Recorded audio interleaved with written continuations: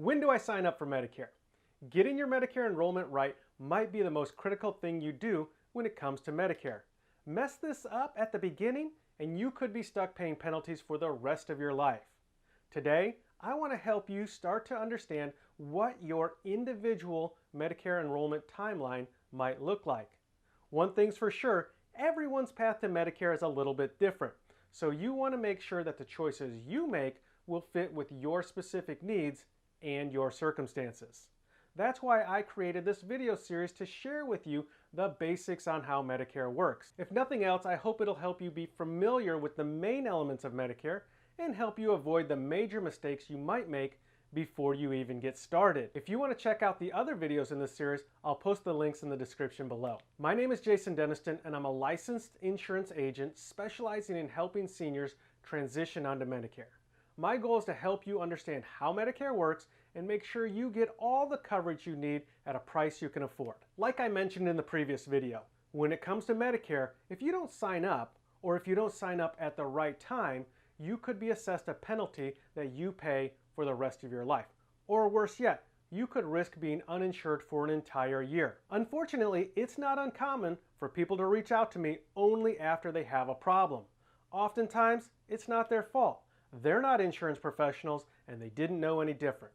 So let's take a look at your Medicare enrollment timeline. Most people should sign up for Medicare 3 months before their 65th birthday.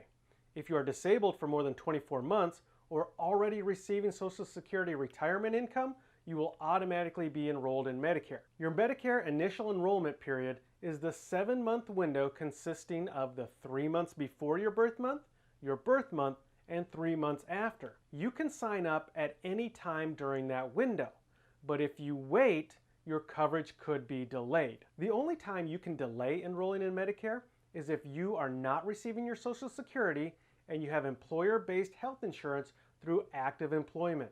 So either you or your spouse must be actively employed and covered on a group plan to delay enrolling in Medicare. But if the company has less than 20 employees, you will still want to sign up for Medicare anyway. The reason for this is because Medicare will be primary and your employer-based plan won't pay the portion of the bill that Medicare would have paid even if you don't have Medicare.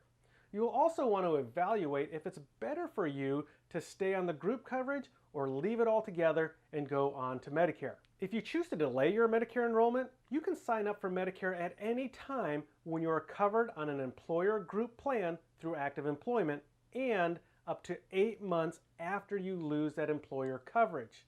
If you don't sign up during your initial enrollment period or have employer group coverage, you'll have to wait until the general enrollment period, which is January through March of each year, and your coverage wouldn't start until July of that year. If you are already receiving your Social Security retirement income, you will automatically be enrolled in Medicare, and you must take Medicare Part A. Now, once you are over age 65, and if you don't have employer-based health coverage or Medicare Part B, you will be assessed a 10% penalty for each year that you don't have it. So if you go 5 years without health coverage and then you go to get it, you're going to pay 50% more for it for as long as you have Medicare. As a side note, you are also required to have prescription drug coverage whenever you are on Medicare, but we're going to cover that in another video. So let's recap.